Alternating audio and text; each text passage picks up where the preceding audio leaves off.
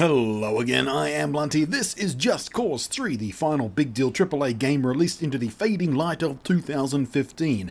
And if you haven't heard, it's pretty damn fun.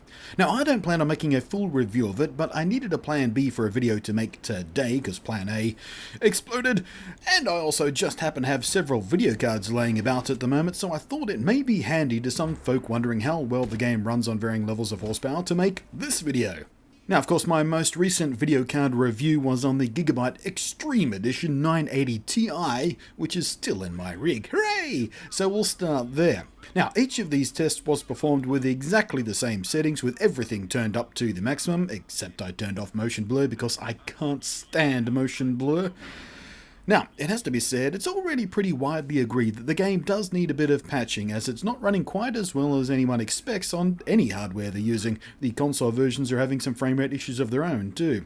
So you can consider the kind of performance you're seeing in this video as a minimum, because as patches and optimization fixes roll out, it'll only get better, hopefully.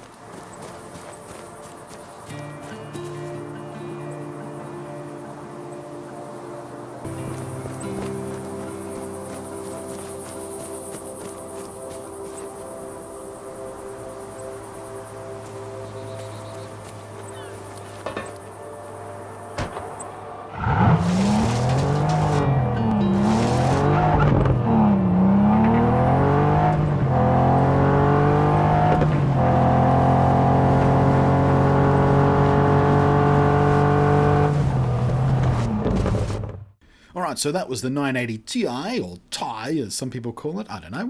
Leave a comment. Which one do you say? Ti or Ti? I say Ti. Or, you know, the chemical symbol titanium, isn't it? I don't know. Anyway, moving on to some more common level enthusiast GPU power. My ever trusty GTX 970. It's the Gigabyte G1 Gaming Edition if you're curious.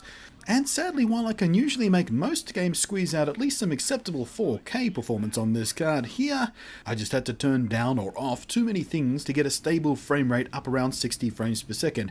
And frankly, I'd much rather run at 1080p or 1440p with all the pretties turned on than a crazy high 4K resolution but with compromised details. And again, both the 1080p and 1440p tests here were done with everything maxed out, identical settings to the 980 Ti tests in fact.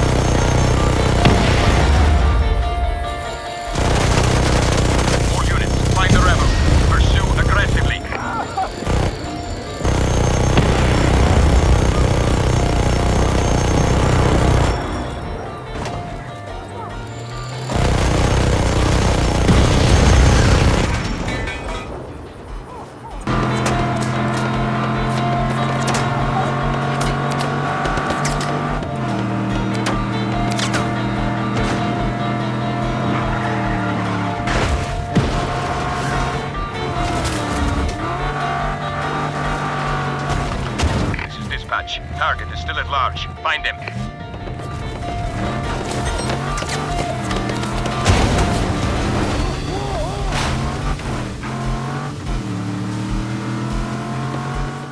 Alrighty, now we'll hit the budget-friendly end of the market, and this game kind of chokes out the poor little GTX 950 a little bit, but you can still get a pretty playable experience out of it, and keep it looking quite pretty at 1080p at mostly medium settings. The only real obvious visual sacrifice you'll make is turning off some of the wonderfully pretty water details, and the water in this game is really nice, so that is a shame. But with these settings, you'll be keeping an unlocked frame rate from about 45 FPS up to 85 FPS, and for a third-person open-world adventure game like this, I would call a minimum of 45 frames per second very acceptable. The mere 2 gigabytes of video memory will cause a few hitches here and there, at least that's what I think I'm ready to blame for the hitches, especially while you're moving fast, like flying. But hopefully with some patching, even that can be ironed out a bit. Or you could perhaps turn down a few more things, like for example texture detail, which should help with that. So, I hope this has been helpful, or at least interesting. Please be kind enough to do the thing with the buttons, and I'll leave you to comment about what kind of rig you are running Just Cause 3 on, and how your performance is going, or perhaps what kind of rig you have if you're planning to buy Just Cause 3 and haven't yet. And yes, even the console players chime in. I very nearly went for the PS4 version myself when I was making my pre-order decisions. So if you're playing on the PS4, let me know how you're going with that. Thanks for watching, I am Blunty, and I will catch you next time.